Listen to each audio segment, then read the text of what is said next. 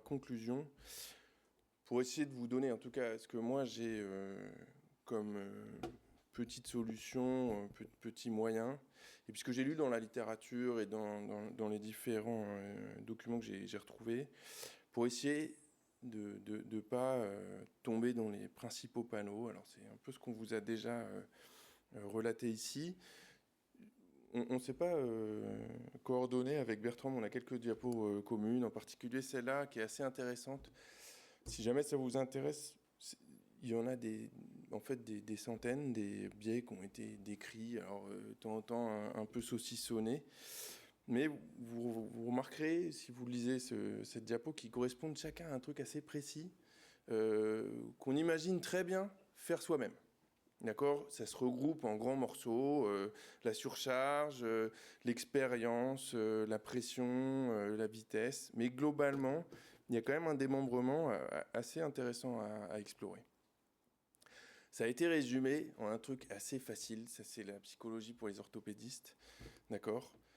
En gros, il y a une façon de penser qui est réflexive, d'accord, où ça prend du temps et ça coûte de l'énergie. C'est la partie jaune avec des traits bizarres, d'accord. Et il y a la façon de penser qu'on utilise tout le temps parce que c'est plus facile, ça va plus vite et c'est plus reposant. C'est la partie blanche où c'est très automatique, d'accord.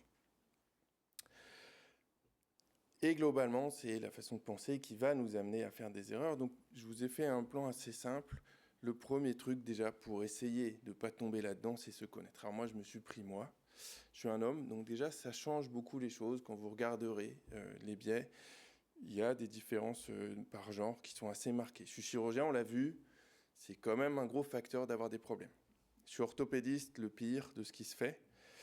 Si j'ai trop de travail, comme beaucoup d'entre vous, même j'imagine chacun d'entre vous, et je suis ambitieux, même un peu trop. D'accord ? Et donc, ça, c'est la version Noël du British Medical Journal. Je ne sais pas si vous connaissez ce truc-là, c'est assez rigolo. C'est le seul que les orthopédistes ont fait, d'accord ? Pour montrer qu'ils étaient les meilleurs. D'accord ? Et même les meilleurs des meilleurs, ils ont fait d'autres papiers pour montrer qu'ils étaient aussi nuls que les autres. D'accord ? Et ça, c'est un papier hyper important pour montrer qu'en fait, les biais, ça touche même surtout les experts. D'accord ? Pourquoi ? Parce que les experts, ils sont encore plus que les autres à risque de biais. Et en plus, ils ont quand même 2-3 conflits d'intérêts, souvent, parce que c'est sur des prothèses d'épaule. D'accord ? Alors évidemment, ceux qui construisent, qui sont concepteurs de la prothèse d'épaule, à la fois, ils y croient un peu, puis ils ont aussi un peu intérêt à y croire, et donc ils la vendent mieux à leurs patients, quand même. Donc on se connaît, on s'écoute. Ça, à gauche, c'est ce qui peut vous arriver. Alors j'ai mis surtout des trucs un peu négatifs, parce que les biais, ça apporte souvent des choses négatives. On a vu quand même dans le tas que ça pouvait, de temps en temps, permettre de réfléchir plus vite, plus efficacement, et puis de temps en temps d'accélérer les solutions. Mais quand même, là, on est dans une partie où on imagine qu'on va lutter contre les biais délétères. La partie de droite, c'est des citations de mes collègues. D'accord ? Il n'y en a pas de moi, ça aurait pu être les miennes. Hein. D'accord ? Je ne vous les citerai pas, j'ai caché. Au début, j'ai voulu mettre les noms, puis je me suis dit, c'est pas sympa pour eux. Mais c'est tout ce qu'on peut arriver à avoir comme, finalement, raisonnement idiot dans ces situations-là. Parce qu'on n'en peut plus. Parce qu'on a fait une bêtise. Parce qu'on se croit hyper balèze, etc. Et donc, en fait, on arrive en fait, à dire même ces choses-là, y compris à d'autres gens. Ce qui est quand même assez délirant. Et donc, une fois qu'on se connaît, puis qu'on s'est un peu vu, il y a des moments où ça ne va pas, il faut arriver à se limiter. D'accord ? Quand vous cherchez sur Internet, spine surgery, vous tombez de temps en temps, j'ai pas mis les noms, pareil, parce que je trouvais que c'était pas sympa, sur des mecs. Donc ça, c'est le site Internet de un chirurgien. D'accord ? Il fait tout ça, le mec. Il est spécialiste dans tout ce qui existe en chirurgie rachidienne. Bon, je pense qu'il ne faut pas faire ça. D'accord ? Si vous en êtes là à dire que vous allez réussir à tout faire parfaitement, probablement c'est que vous n'avez pas fait la partie de limitation. Je ne me suis pas empêché de mettre cette diapo, c'est un sujet du moment. Moi, j'ai débuté une activité libérale, donc c'est quelque chose que j'ai été amené à réfléchir. Le pognon, ça nous entoure tous. C'est quand même un facteur très, très, très important dans nos décisions médicales. D'accord ? Je pense qu'il faut en avoir conscience. D'accord ? Vous en avez tous conscience parce qu'en ce moment, on en parle. Mais est-ce qu'on a vraiment conscience que ça nous influence les décisions, en tout cas, de façon à pouvoir le prendre en compte de manière raisonnable? Je ne sais pas. Ça, c'est ma fiche de consultation. Vous voyez qu'il y a trop de patients au même moment, mais il y a aussi des moments où il n'y a pas de patients. D'accord ? Et c'est pas moi qui la gère. D'accord ? C'est hyper important, je pense, de penser à ça. C'est un des premiers facteurs de prendre des mauvaises décisions, c'est d'être débordé. Il faut se garder des créneaux pour faire autre chose. D'accord ? Le mercredi, par exemple, de 12h30 à 13h30, je vais à la boxe. Les consultations s'arrêtent à 11h, quoi qu'il arrive. Ça, c'est aussi mon agenda sur le mois. Je prends régulièrement des vacances. C'est indispensable. D'accord ? Et globalement, quand j'arrive au moment où il y a les traits roses, là, je vois très bien que c'est plus le moment d'opérer beaucoup, de consulter beaucoup. En général, c'est là et où je prends des mauvaises décisions et où je ne suis pas très bien pour opérer. On s'entoure, je pense que c'est hyper important aussi. Le premier truc, c'est d'avoir déjà au quotidien quelqu'un. Caroline Jourde, c'est ma secrétaire. Vous voyez qu'elle m'envoie un paquet de mails tout le temps. D'accord ? Et c'est elle qui gère mon agenda, par exemple. C'est elle qui filtre énormément les courriers des patients, etc.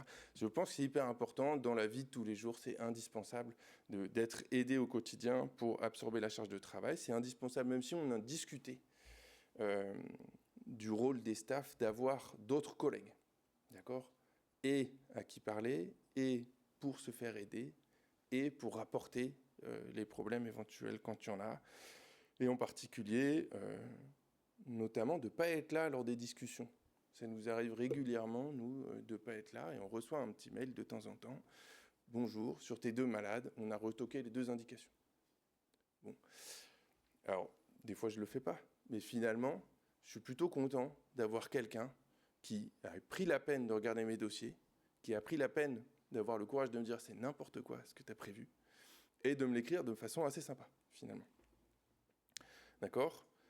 C'est bien de former, c'est bien aussi d'avoir quelqu'un qui est juste là, tranquille, pour nous aider si besoin.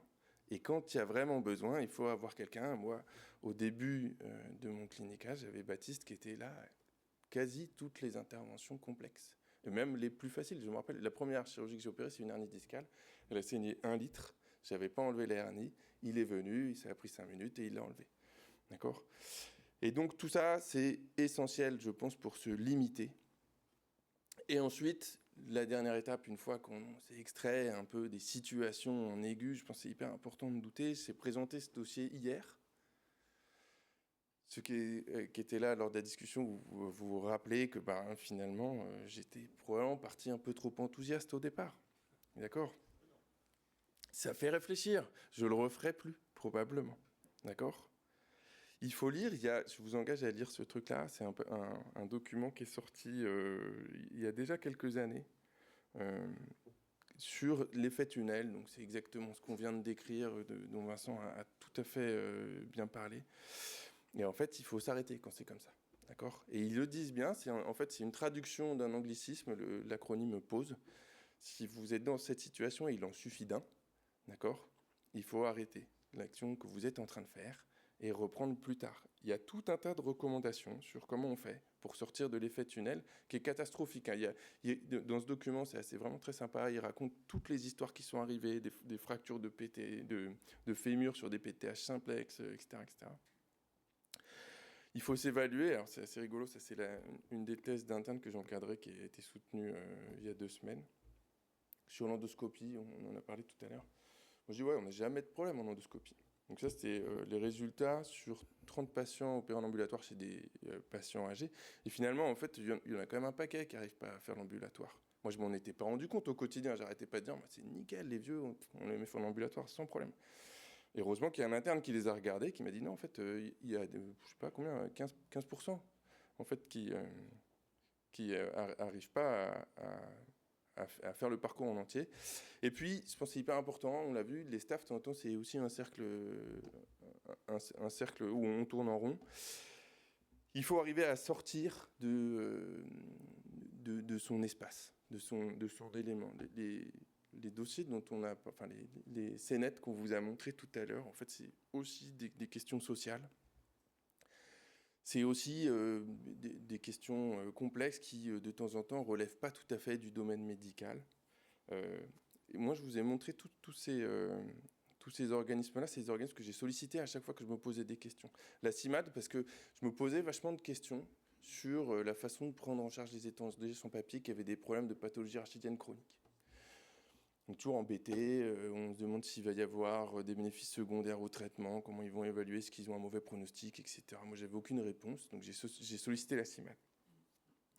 J'ai eu des patients qui avaient des LR dans l'os diagnostiqués de manière complètement délirante, en fait, avec des troubles somatoformes. J'ai sollicité les espaces éthiques de Nouvelle-Aquitaine. Pour les questions d'environnement, à chaque fois, j'ai posé les questions à des sociétés savantes. Et puis, ça m'est arrivé plein de fois d'avoir des agressions sexuelles, des viols.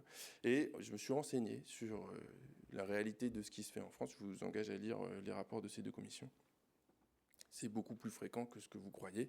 Et probablement qu'à chaque consultation, vous avez des patients qui ont été violés pendant l'enfance et vous leur avez juste pas posé la question. D'accord ? Et en fait, ça influe quand même pas mal les raisons pour lesquelles ils vous consultent. Et donc, tout ça, c'est des éléments qu'il faut arriver à prendre en compte, pas forcément de façon systématique et obligatoire, mais ça permet de prendre du recul et d'éviter de tomber dans les principaux panneaux, selon moi. Voilà, je vous remercie de votre attention.